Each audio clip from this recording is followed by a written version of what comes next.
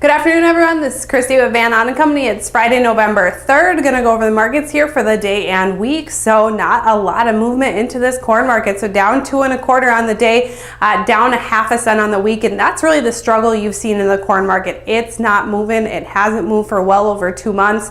It's really stuck between about 342 to about 355. So very limited movement there.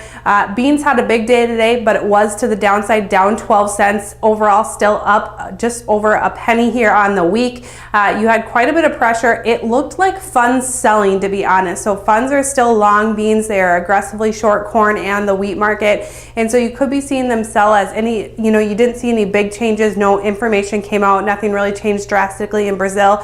And so you really had to imagine this was fund movement coming into the end of the week. Wheat market about steady on the day for Chicago, down 1.50 on the week. Minneapolis up 2 cents on the day, up 7 3/4 on the week. Overall, you had some strong demand this week. Export sales really strong here into the bean market, pretty decent here into corn and wheat. But the big thing is we got quite a bit of private sales between corn and wheat this week, and that's exactly what we need to keep these markets up and running.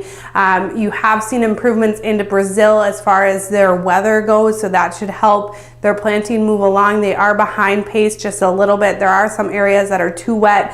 The majority of story was too dry, but there is one area in there that's too wet, struggling to get planted. Overall, hasn't been the best start of things, but we've learned that from this year. That's not going to make that big of a change as long as you can make up for it through the growing season. You did have some yield estimates come in pretty strong for the corn market. We're going to see that next week, whether or not USDA chooses to change it.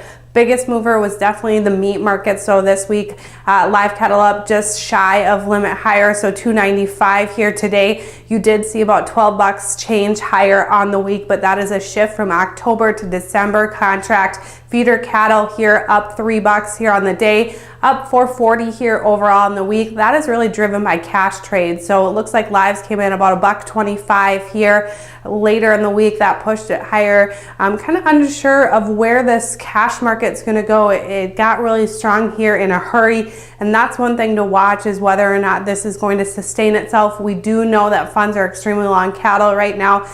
You did have hogs close down 70 cents on the day and up 65 cents on the week. So really, you did get those big moves in cattle, but hogs just weren't able to keep up. They weren't really able to drop either, but they aren't getting anywhere right now as cash trade remains strong, but it looks like it's a little choppy. And one thing to note is that you do have managed money aggressively long the hog market as well. So that is one thing to watch, because if they do want to pull out of these markets, it could be a little bit devastating to prices for the short term. So that's one thing to watch.